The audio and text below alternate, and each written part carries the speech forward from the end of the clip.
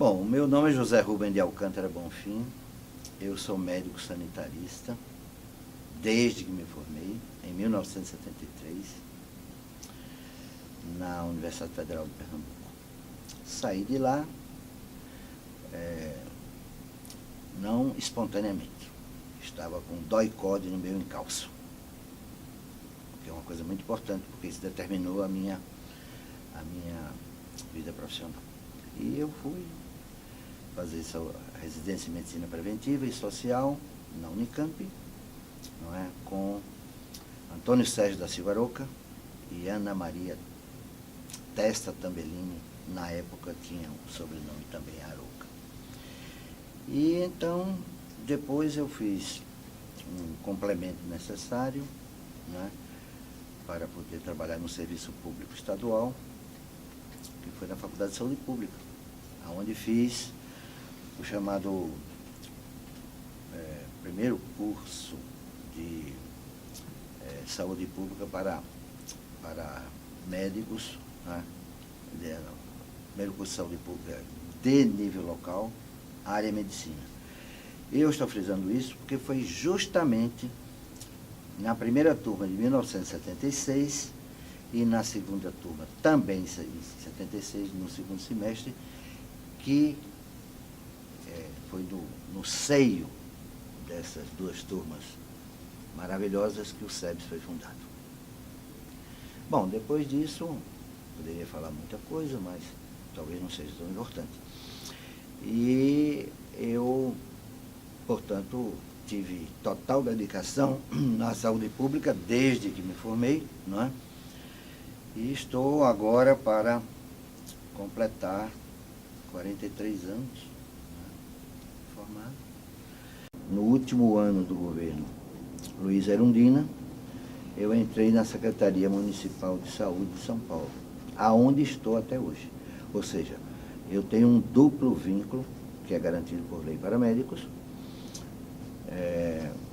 na Secretaria de Estado da Saúde.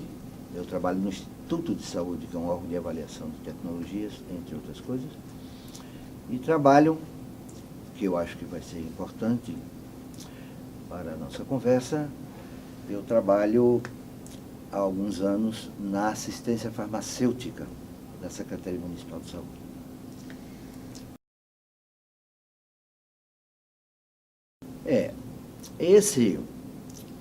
Esse tema, não é, a relação entre saúde e democracia, ele não surgiu exatamente porque vivíamos na ditadura. Eu acho que as raízes, né, dessa ligação são raízes muito profundas e que estão ligadas a um estudo muito minudente que os fundadores do SEBS fizeram, não é?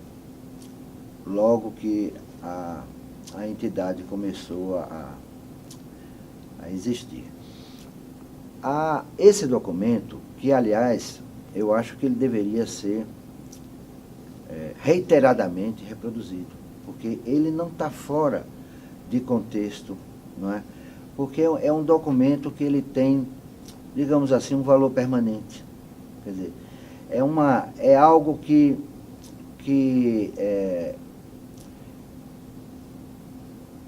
vê a saúde como uma expressão muito mais ampla, mas muitíssimo mais ampla, do que o senso comum admite. Quando a gente pensa em ter saúde, não é?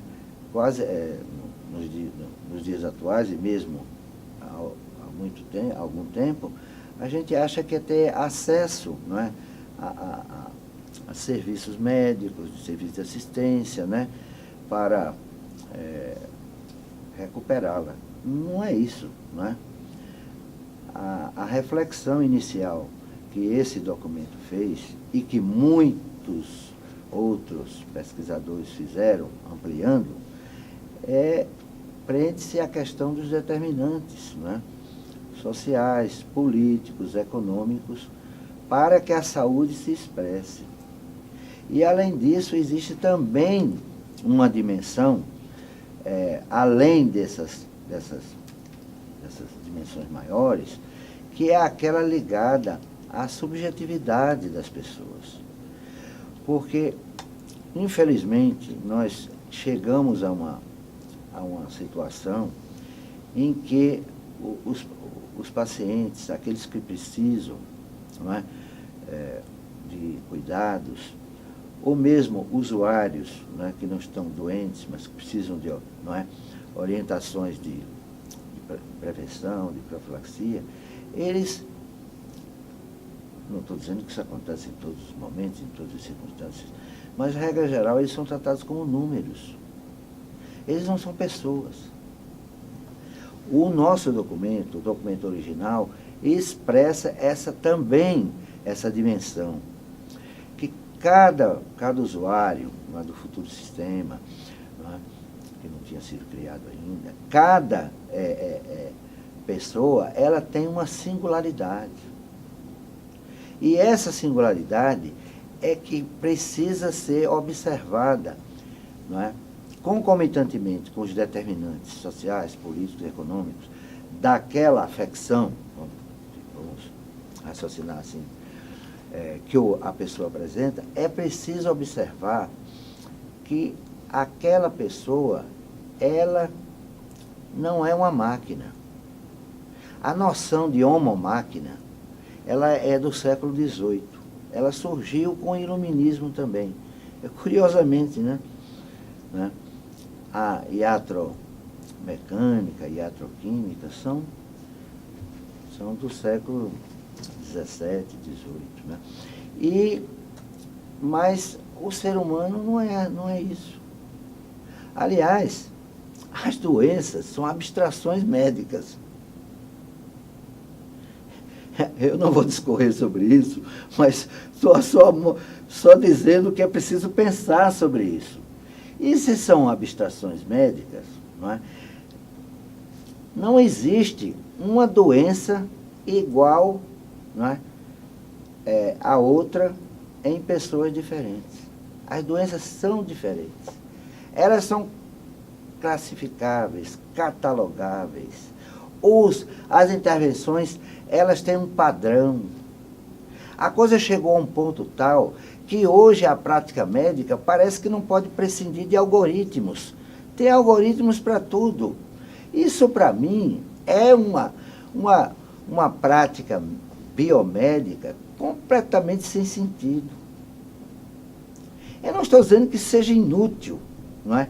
Mas se a gente se apegar a isso, a gente não consegue entender o que é o sofrimento de uma pessoa. Então, da mesma forma que não existem doenças idênticas em pessoas diferentes, tampouco existem dois doentes iguais. Olha, eu não estou dizendo que as pessoas que escreveram sobre esse tema em 1970 e 80, principalmente sob o influxo do pensamento de Ivan Illich, cujo livro original, Nemesis Medicale, foi traduzido no Brasil de forma muito competente, por Nemesis da Medicina, o livro original é de 75. E a tradução é de 76. Então, a gente começou, quer dizer, a gente, eu quero dizer, a saúde coletiva é informação. Começou a discutir esse tema concomitantemente com o plano internacional. O Ivan Illich é realmente um pensador muito importante. Agora, ele discutiu medicalização num contexto muito mais amplo, não adstrito apenas à saúde. E a discussão, ela enveredou, para os seus verdadeiros substratos, que são filosóficos, sociológicos e tudo, e eu acho que foi uma coisa muito importante. Mas eu recentemente, quer dizer, o ano passado, escrevi a convite, não é, de grandes sanitaristas, não é, fundadores e dirigentes do SEBS que atuam aqui em Brasília. Eu estou me referindo a Roberto Passos Nogueira e José Paranaguá de Santana. Esses amigos, diletos amigos, eles me convidaram para escrever a respeito de doenças crônicas, medicalização e iatrogenia. Vejam que aquela discussão de 30 anos, ou mais, né, ela está ganhando um sentido de realidade maior, graças às visões desses dirigentes do SEBS. E eu, então, propus para eles que eu queria usar medicalização entre aspas. E explico por quê. Porque se a gente fizer uma continuidade de discussão do tema, não é, medicalização, que, aliás, teve predecessores, quer dizer, isso ganhou um impulso extraordinário com o Illich, mas teve muita gente que falou sobre isso antes. Na realidade, eu acho que nós deveríamos mudar a linguagem. Deveríamos falar em diagnóstico excessivo e tratamento excessivo. Para usar, que é a forma correta, me parece, de traduzir overdiagnosing e overtreatment. Porque, em realidade, a nossa sociedade, ou qualquer sociedade, de qualquer lugar do mundo, vive há muito tempo sob o influxo, a influência deletéria, não é, do modelo biomédico, não é, da medicina, que é regido pelo capital financeiro. Então, os médicos, especialmente, mas depois isso se espraia para as demais categorias da saúde, os médicos, eles estão, não sei se estão inteiramente convencidos disso, mas a luta tem que ser muito grande, porque a ideia, especialmente da indústria farmacêutica, e por extensão do chamado complexo médico-industrial, é que não existem pessoas doentes. Todas as pessoas são pré-enfermas. Então, é preciso descobrir uma doença em quem ainda não a apresentou. Há um grande jornalista, com sólida formação acadêmica, frise-se, chamado Gonzalo Cassino, que escreveu em 2009 um artigo que eu gosto muito. Ele é espanhol. Diz assim: Usted no es sano, es pré-enfermo. Quer dizer, não há pessoas sadias. Com essa lógica que é avassaladora. Então, para citar um exemplo talvez banal, tomou um corpo, não é, extraordinário. Aquilo foi já se introjetou nas pessoas, e não apenas das camadas ricas, não é, ou da classe média, não é, mas até mesmo das pessoas, não é, dos estratos, não é, mais explorados, não é, aqueles que ganham muito, não é, salários, né, míseros, né, 1, 2, 3 salários mínimos. Elas, quando vão para um serviço qualquer, do SUS, por exemplo, elas se inclinam e pedem para fazer um check-up. Talvez nem use essa palavra, mas elas querem saber como é que está não é? a minha glicemia? Como é que está isso? Como é que está aquilo? E os médicos, não é, já têm essa percepção, não é? E isso, quer dizer, ninguém sai de uma consulta médica em lugar nenhum do Brasil, mesmo num município mais atrasado, não é, mais abandonado, sem uma meia dúzia de exames. Então, essa ideia de que é preciso investigar bioquimicamente, hematologicamente, ou seja, investigar os sintomas, não é? Quer dizer, a possibilidade, não é, de sinais, não é, de laboratório nas pessoas, é a mais horrenda prática médica, prática de saúde que se possa imaginar. Porque o que interessa como ponto de partida é aquilo que foi estabelecido no século XVIII, particularmente no século XIX, na Europa, que são as bases do raciocínio médico, que começa com o médico, não é, solicitando que a pessoa, não é, faça uma recordação da sua vida. Daí o termo anamnese.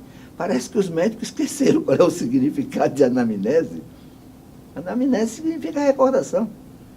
Como é que você pode começar uma consulta, não é, nas situações habituais, não estou me referindo a situações de urgência, claro,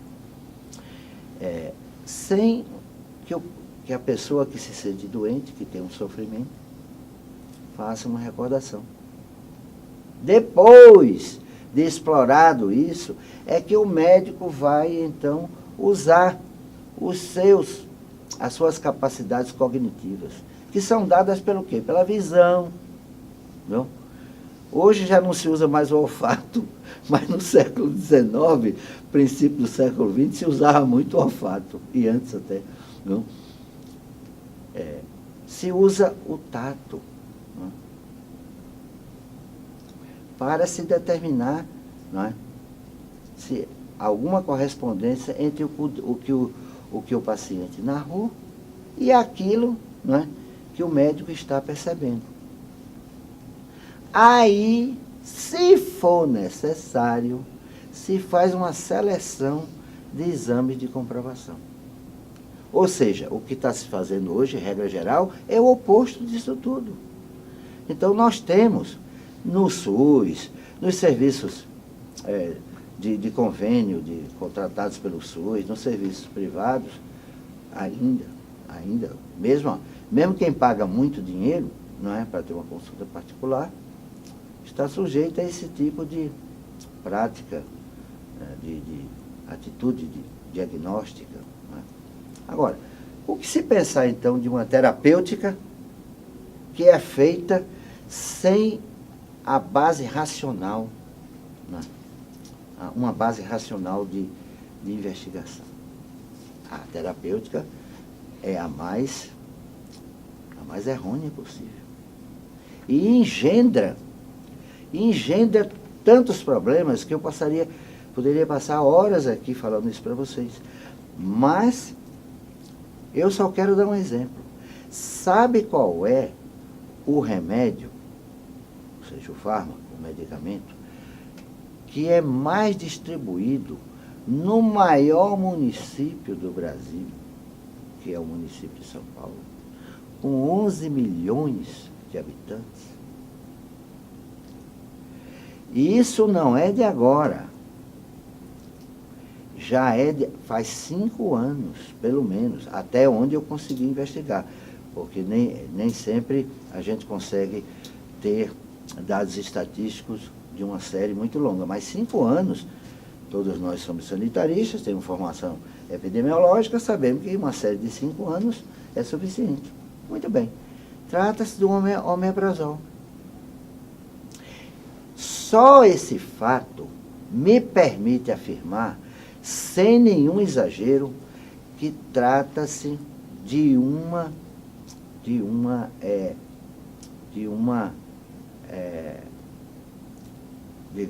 digamos assim, situação muito difícil de ser superada, porque os médicos se convenceram de que é necessário, não é, prescrever, entre aspas, protetores gástricos, porque os doentes tomam muitos remédios que eles próprios prescrevem e que são, em grande parte, desnecessários. Então, é uma situação absolutamente absurda. Eu nunca vi isso. Esse fenômeno não está restrito ao Brasil. Existe também na Espanha. Mas não existe. Na Espanha existe sem a escala que tem no Brasil. E eu, quando participo de debates, preleções, ou mesmo como ouvinte, não é?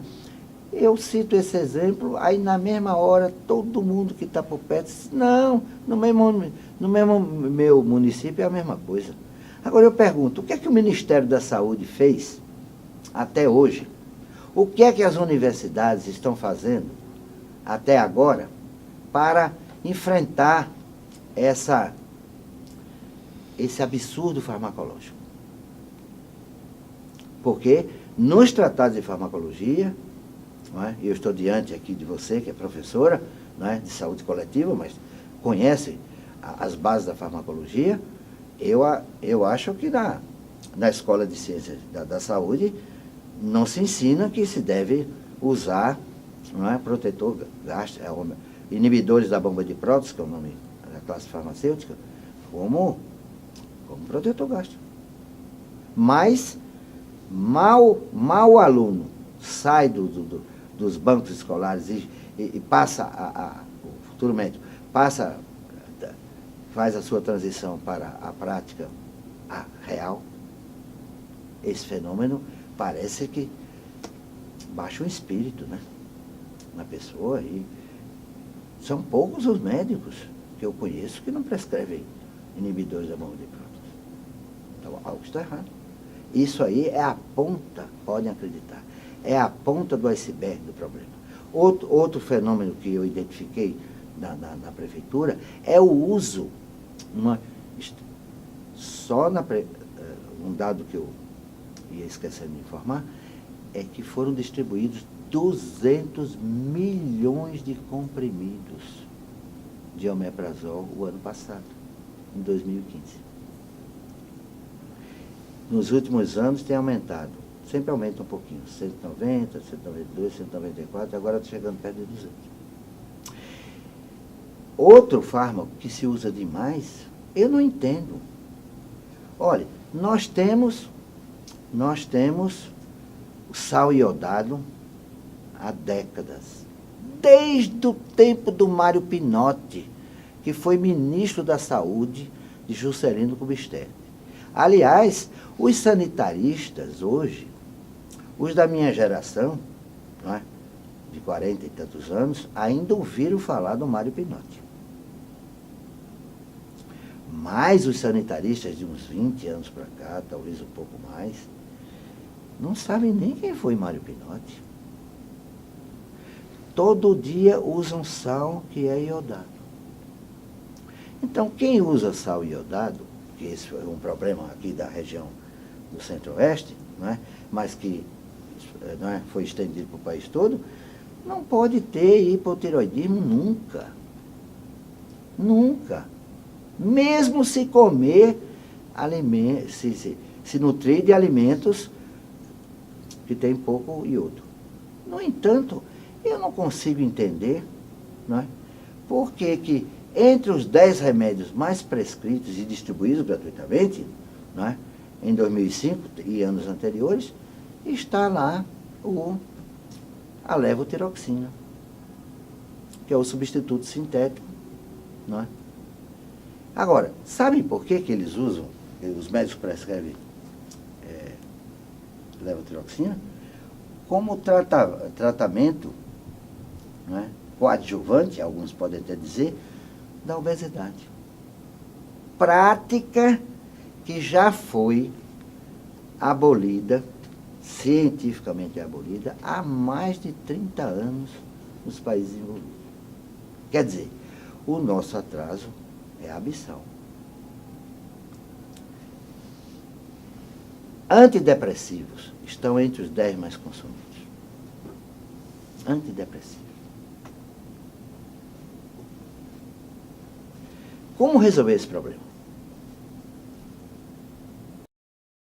Tem que se reformular completamente, não é, a maneira como o médico está sendo preparado, e outros profissionais, e também tem que se fazer uma educação continuada pelos conselhos regionais de medicina, pelas sociedades médicas, pelo Ministério da Saúde, porque um órgão só não dá conta. Então é preciso dizer, isto vai levar necessariamente a uma iatrogenia. Foi por isso que os meus amigos colocaram iatrogenia como terceiro aspecto. E nesse artigo eu tratei do que é doença crônica, do que é medicalização, entre aspas, e as suas consequências, que é a iatrogenia. A minha esperança é que os médicos e demais profissionais que atuam na estratégia de saúde da família possam reverter este quadro mórbido, morbígeno. Morbígeno é o que produz a doença, e mórbido é a doença instalada. Então, mas para isso é preciso que a gente dê uma divulgação. Eu não estou dizendo que não existem fontes. Há fontes muito importantes. Por exemplo, uma das maiores iniciativas, não é, que eu conheço de formação à distância, uma vez que todos esses livros estão disponíveis na internet, na página, não é, da Biblioteca Virtual de Saúde, não é, eu estou me referindo aos cadernos básicos, caderno de atenção básica. Eu acho, não é, claro, são cadernos que precisam, naturalmente, eventualmente, de vez em quando, alguma ênfase em algum aspecto. Mas, regra geral, não é, esses são livros, não é, de grande importância. E que são eles que subsidiam, não é, a atividade do médico. Lá não está dito que se usa, que se der. Lá no caderno de obesidade, por exemplo, não se diz, não se recomenda nenhum remédio. O que está corretíssimo. Corretíssimo. Não obstante existirem ainda, né? Existirem. Sibutramina, por exemplo, é um deles que existe. Foi tirado no mundo inteiro, menos no Brasil. Você vê que falta de visão da Anvisa, né? É uma coisa impressionante. Tiraram os derivados, né, mais diretos da anfetamina, né? Mas não tiraram a sibutramina, que é uma substância relacionada com a anfetamina. Quer dizer, é uma incongruência completa. Nós não, né? Então, agora, eu acho que além desse esforço das sociedades médicas, dos conselhos, não é? do próprio Ministério da Saúde, das secretarias municipais, aquelas que têm, não é, desempenho, algum tipo de desempenho tecnológico de informação, né, poderiam, não é, a Secretaria Municipal de Saúde de São Paulo faz isso. E muitos governos de estado que eu conheço, não é, têm feito, não experimentos, têm feito atuações, não é, decisivas. E eu quero frisar que entre os profissionais de saúde que se relacionam direta ou indiretamente com medicamentos, com remédios, com fármacos, eu acho que de alguns anos para cá o Conselho Federal de Farmácia deu um impulso notável. A a preparação de dos farmacêuticos. A intenção é preparar melhor o farmacêutico que está atuando nas farmácias e drogarias, não é? Fora do serviço público, não é? Mas também no serviço público, que são, todos sabem, um tipo de estabelecimento que ainda é de natureza comercial, mas poderá ser, quem sabe no futuro, um estabelecimento de saúde. As universidades têm feito, algumas delas, têm feito esforços meritórios, em relação à preparação, não é? de farmacêuticos e também de médicos. Agora, eu acho que nós não podemos deixar de levar essa discussão para os conselhos de saúde. Os conselhos de saúde têm que ter uma pauta, não é? Permanente de reivindicação, não é? do Poder Executivo com relação aos problemas que os voluntários, os colaboradores dos conselhos, os próprios conselheiros sabem disso. Eles sabem. Agora, eu não sei por que se sentem ainda intimidados, não é? em colocar esse problema. Agora, eu acho que os profissionais, mesmo mal preparados, como tem sido, eles não são obtusos. São pessoas que, não é, a maioria rapidamente percebe, não é, que, porque a nossa estratégia, não é, como SEBS e como instituições da nossa natureza, é estimular esses profissionais. A gente tem que, eu gosto muito de usar esse ditado, acho que é de origem árabe, é melhor acender uma vela do que imprecar contra a escuridão.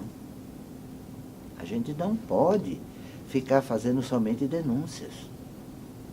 Nós temos que, a partir de uma denúncia, com base numa denúncia, propor uma forma de ação no plano micropolítico, ou seja, ali no município, no bairro, no distrito sanitário de uma grande cidade, de uma cidade. Cada distrito sanitário de São Paulo tem 300 mil habitantes.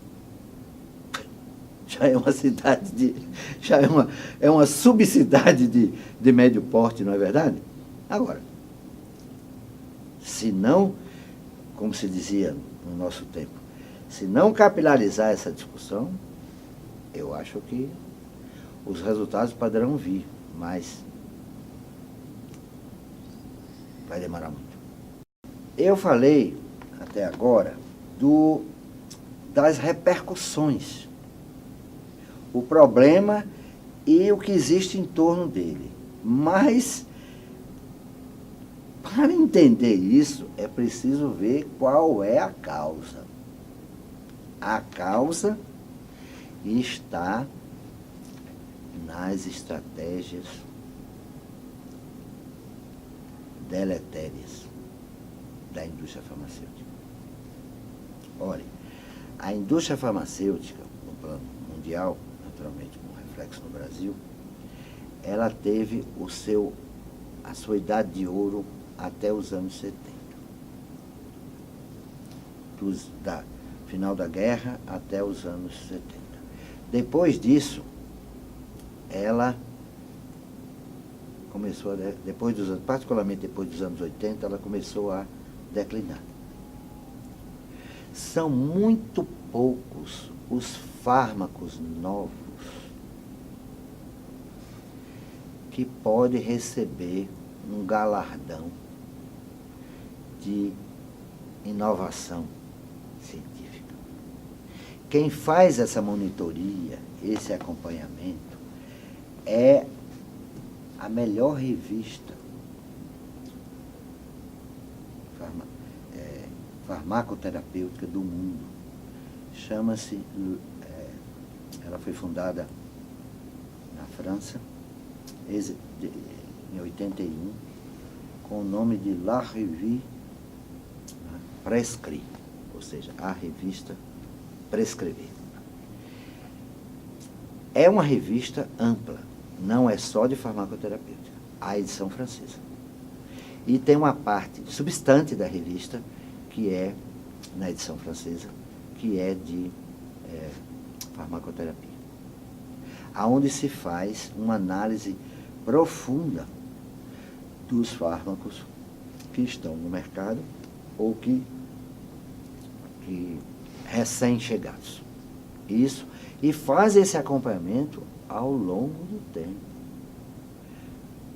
Toda vez que um fármaco, até então considerado satisfatório, recebeu uma análise que mostra que ele não é tão satisfatório assim, ele vai para o limbo.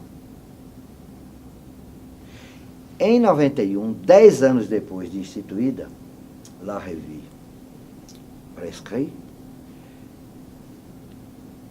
passou-se a fazer a tradução só dos aspectos farmacoterapêuticos, com uma parte razoável de disponibilidade gratuita, e mesmo para ter acesso a toda essa revista, chama-se Prescrit International, ou seja, em inglês, se paga muito pouco. Muito pouco. Quem se detiver 5 minutos para olhar a matérias da revista Prescrit, vai ficar impressionado que desde 81, quando eles começaram a fazer essa monitoria, são pouquíssimos os fármacos. E às vezes tem um período de muitos anos que eles não concedem a pílula de ouro, que é o prêmio simbólico que eles dão para a indústria farmacêutica.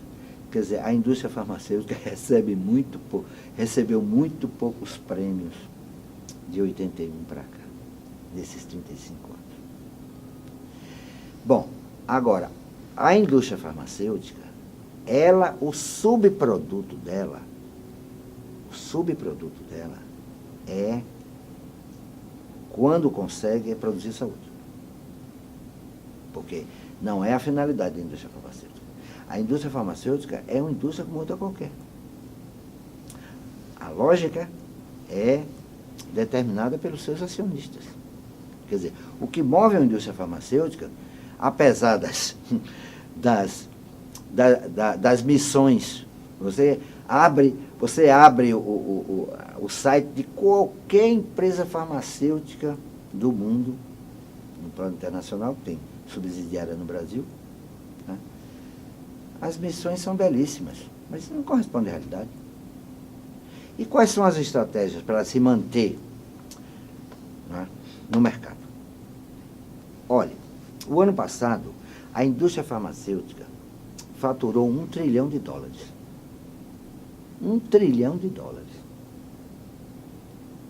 Desse US$1 trilhão, 30 bilhões foram no Brasil. O que não é pouco, hein? 30 bilhões de dólares faturamento de uma indústria, de um conjunto de determinadas indústrias, é muito dinheiro. Dizem que o Brasil hoje é o 6º mercado. Eu não me fio muito nessa estatística, mas está entre os 10 primeiros seguramente. E as projeções indicam que o mercado brasileiro, ele nesses últimos anos não parou de crescer. E tudo indica que ele vai continuar crescendo. Mas acontece que a indústria farmacêutica, por não inventar algo realmente útil, decisivo, né, para a saúde das pessoas, adotam a estratégia, né,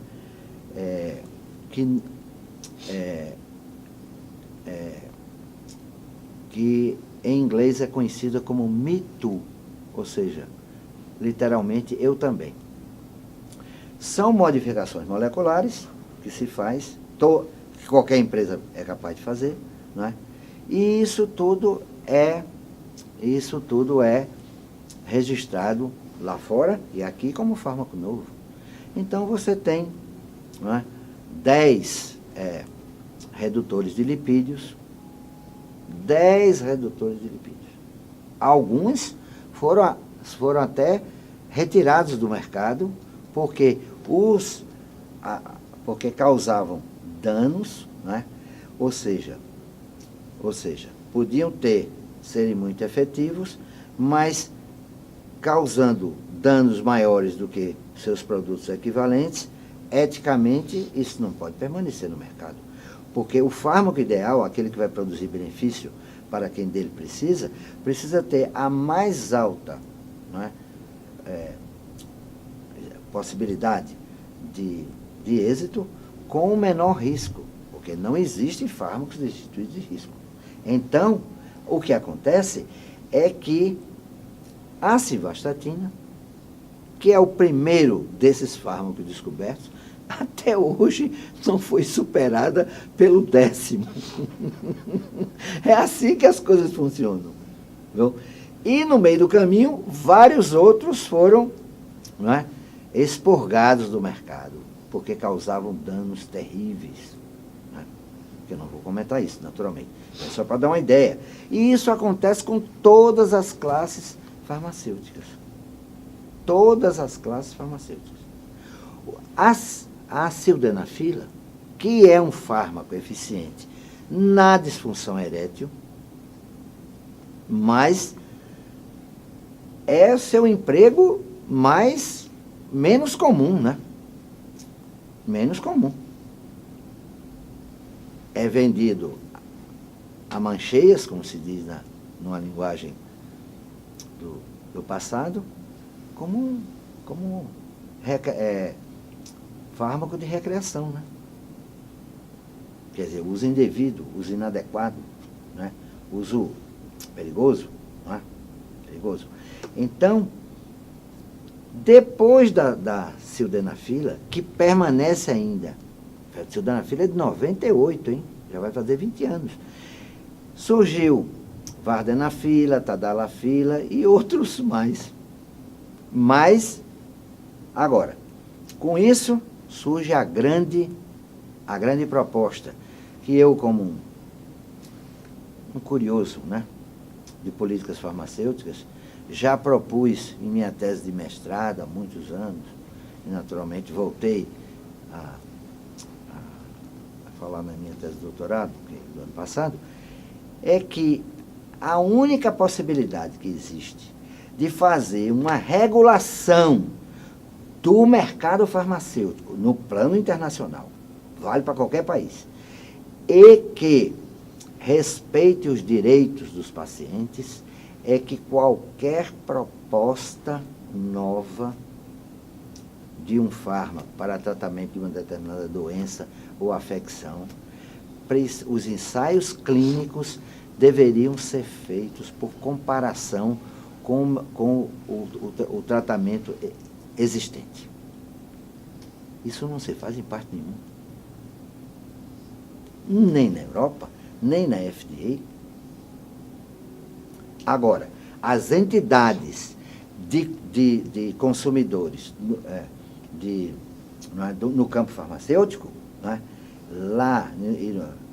porque lá na Europa, a gente tem que se inspirar muito nas associações que existem na Europa, que são as associações de cidadãos, né, da Europa, que enfrentam as multinacionais, né, no caso estou falando das farmacêuticas, elas têm uma assessoria dos melhores cientistas, que não têm, sob hipótese nenhuma, nenhum conflito de interesse, e elas próprias não recebem nadica, nem da indústria farmacêutica, nem do governo. É esse tipo de sociedade que nós deveríamos ter no Brasil. Como é que nós podemos, não é, lutar de uma forma coerente, né, para no sentido de uma defesa profunda dos interesses dos cidadãos se a gente depende de alguma muleta? Não deveria. Não deveria. Essa é uma questão que a sociedade tem que resolver. Viu? Eu fico muito triste quando vejo associações de pacientes. Olha, eu não conheço uma associação de pacientes. Se eu estou enganado, quem me ouvir, por favor, entre em contato comigo e diga, o senhor equivocou-se. Mas eu estou pedindo antecipadamente desculpas. Eu não conheço nenhuma sociedade não é, que represente pacientes que não dependa de financiamentos da indústria farmacêutica. É uma pena, mas isso é verdade. Então, as estratégias, eu falei de duas, da primeira questão geral, agora a segunda questão, que é muito importante, é que é preciso a regulação farmacêutica, idealmente deveria ser feita pelo registro por meio de ensaio clínico comparado. A segunda possibilidade é a abolição completa de qualquer tipo de propaganda de remédios. Qualquer uma. E remédio só pode ser vendido em farmácia ou distribuído em farmácias com um profissional que esteja ali não para entregar o remédio, mas para avaliar a qualidade da receita médica, que no Brasil ela é lamentável. Eu quase diria que estamos diante de uma catástrofe. Esse foi o objeto da minha tese de doutorado. Passei anos pensando em fazer isso. E descobri que foi a primeira tese que saiu no país sobre o assunto. E ainda permanece, pelo menos segundo a última pesquisa que eu fiz há uns 3 ou 4 meses atrás. Não apareceu nenhuma outra.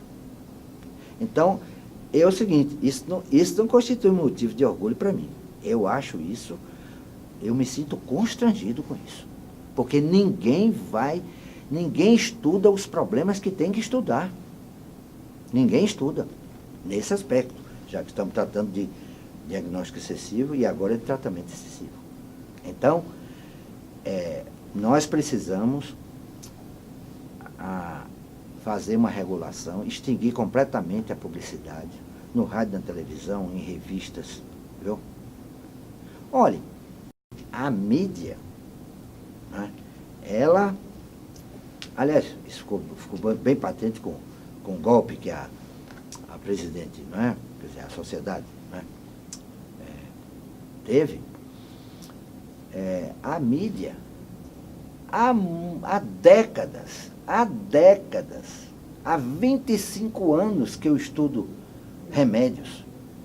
Olha, não passou uma semana nesses 25 anos, nos 2 primeiros semanários e depois nos 2 outros que apareceram nesse período, em que não houvesse uma matéria de capa com remédio.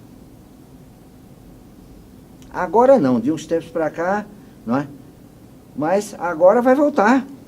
Porque a indústria farmacêutica, não é? Ela influi também. Não é? Ela tem muitos canais. Não é? Não é? Os produtores isolados e as suas associações. Por exemplo, para falar de outra coisa determinante, as ações judiciais com relação a medicamentos.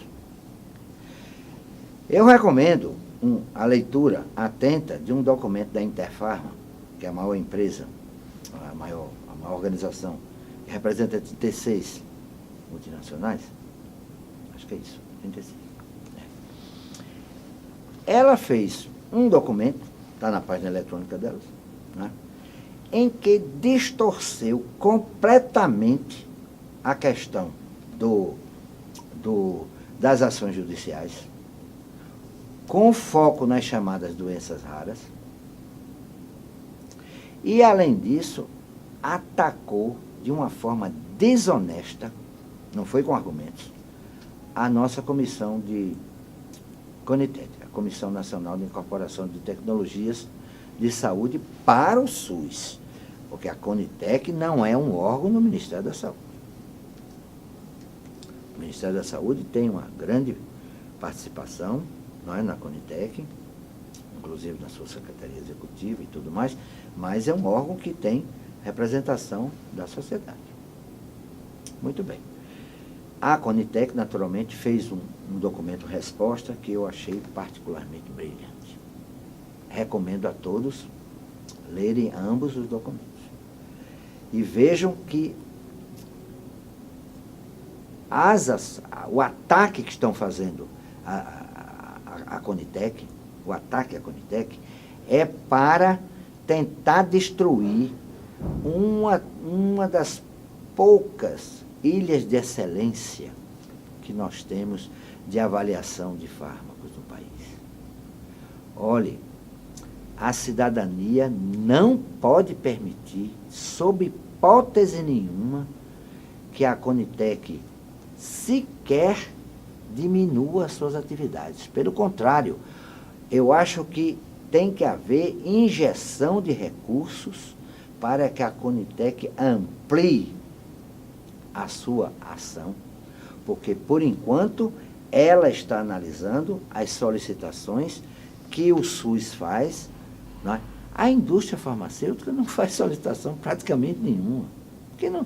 Porque eles sabem que, se fizer a solicitação, serão fragorosamente, não é? Serão contundentemente, melhor dizendo, convencidos de que o seu fármaco não tem nenhuma superioridade sobre os que já existem. Portanto, e que estão incorporados no SUS. Portanto, não é? E é um processo dinâmico. Se algo aparecer que está incorporado no SUS, que seja melhor do que o que já existe, ele é substituído.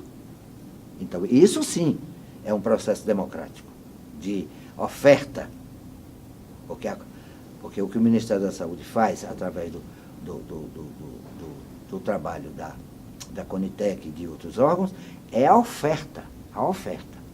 Agora, eu quero frisar que esse processo deve ser muito aperfeiçoado, estendido, mas mais importante do que isso é avaliar a qualidade do destino da oferta. Que essa está precaríssima. Precaríssima por quê? Porque se dá remédios quando não é necessário, se dá remédio em quantidades excessivas, se faz combinações, combinações de tratamento que são absurdas. É isso que eu analisei na minha tese.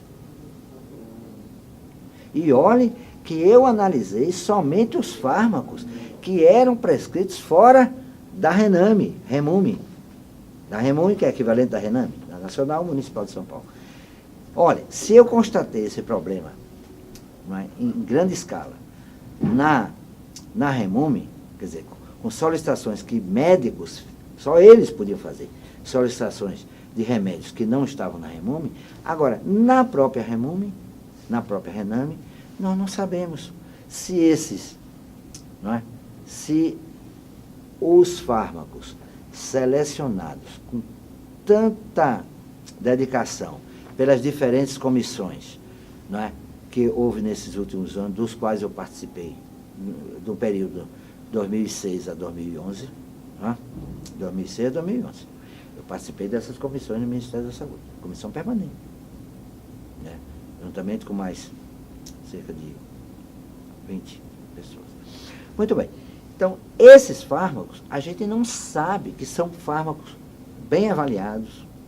A gente não sabe se estão sendo bem empregados, se estão sendo bem administrados.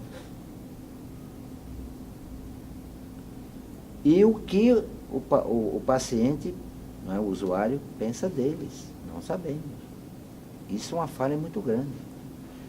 Porque a oferta, por mais racional que seja, não implica num consumo racional. Há muitos outros aspectos que eu poderia falar, mas só esses três que eu salientei, isso já é trabalho para muitas décadas. Olha, primeiro é o seguinte, esse golpe teve uma preparação de mais de 3 anos. Começou com as manifestações de junho de 2013, quando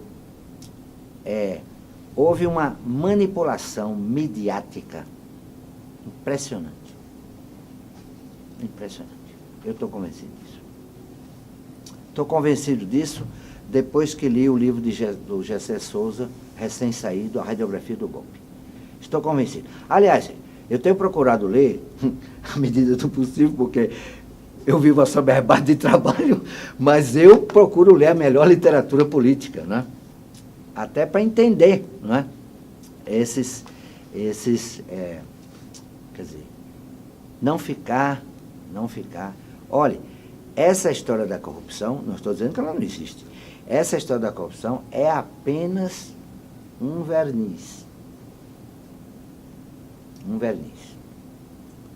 Uma coisa para tapar o sol com a peneira. Porque os verdadeiros problemas, não é? Os verdadeiros problemas não só permanecem, como vão se agravar muitíssimo. Muitíssimo. Aliás, eu não sei, embora eu me sinta na minha segunda juventude, eu não sei quando é que se é que eu vou ver. Porque se a gente... Eu sou, desculpem, eu preciso dizer isso, eu sou de uma geração privilegiada. A de 1968, a do ano que não terminou, segundo a feliz expressão do maravilhoso livro do Zuene Ventura. Então eu sou exatamente dessa geração.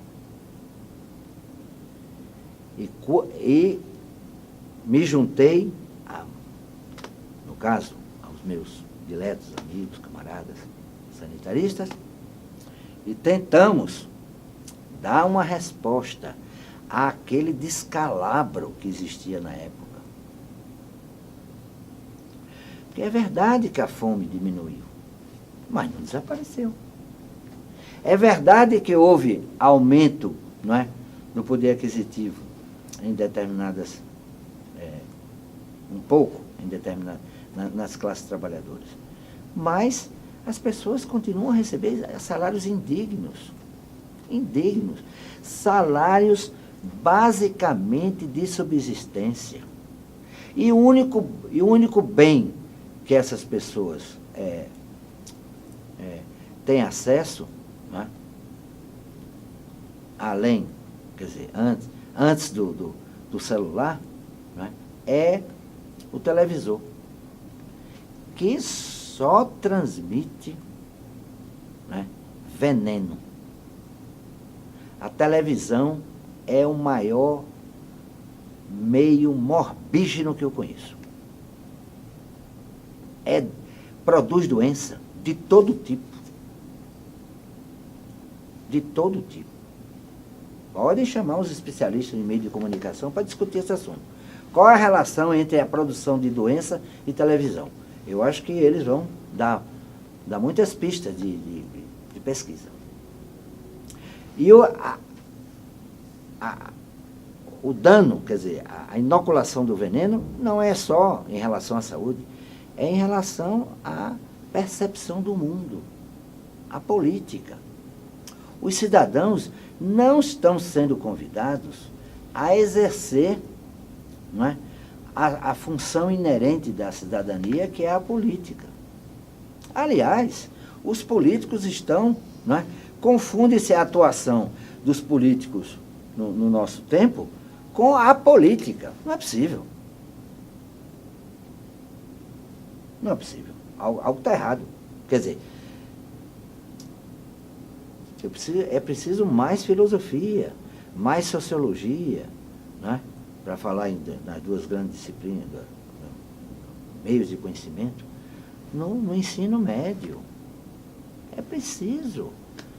Olhe, menos matemática. Menos matemática. E mais filosofia. Porque quem ama a filosofia vai aprender matemática, de alguma forma. Então, são coisas, não é? A única coisa que eu acho que não pode restringir é a língua portuguesa. Pelo contrário, tem que aumentá-la. Não é? Tem que aumentar a língua portuguesa. O conteúdo, não é? A carga horária. Porque os absurdos, não é? Que a gente vê por aí, poder executivo também, não é? Por exemplo, a portaria 1482, não? Ela fala de planos de saúde acessíveis. Isso é uma história, né? Tem que se discutir o problema dos planos de saúde e também do adjetivo. Então, o que eu queria dizer é que o golpe, não é? A gente ainda está sob o efeito dele. Nós não sabemos as coisas, o que vão acontecer. Mas eu acho que toda forma de aglutinação dos setores da sociedade descontentes com o golpe, não é? Ou que tem algum tipo de percepção, essas pessoas, nós temos que encontrar caminhos para que essas pessoas se manifestem. Uma Frente Brasil Popular, ou sucedâneos disso, ou vários tipos. Enfim, é preciso fazer alguma coisa. Porque qual a opção, não é? Qual a opção que se tem, por exemplo, para se eleger um prefeito, como em São Paulo agora, domingo que vem, se os 3 candidatos que estão na liderança, os 3 candidatos, somente 2 deles vão para o segundo turno, são da turma do Temer. Veja na maior cidade, não é, do país. Veja, não é, o líder das pesquisas de intenção, não é um empresário que agora, pelo veneno midiático, está convencendo os eleitores, não é, que não têm percepção das coisas, de que ele é um trabalhador. Como é possível uma coisa dessa? Alguma coisa está errada. Então, eu acho que nós temos que dar um tratamento todo especial. Quer dizer, as forças democráticas precisam discutir e, de alguma forma, modificar essa tendência, não é? A tendência não, essa é uma coisa estabelecida, não é uma tendência. Estabelecida da mídia, não é? Da aliança da mídia com a elite do dinheiro. Essa aliança é uma aliança que nós temos que romper.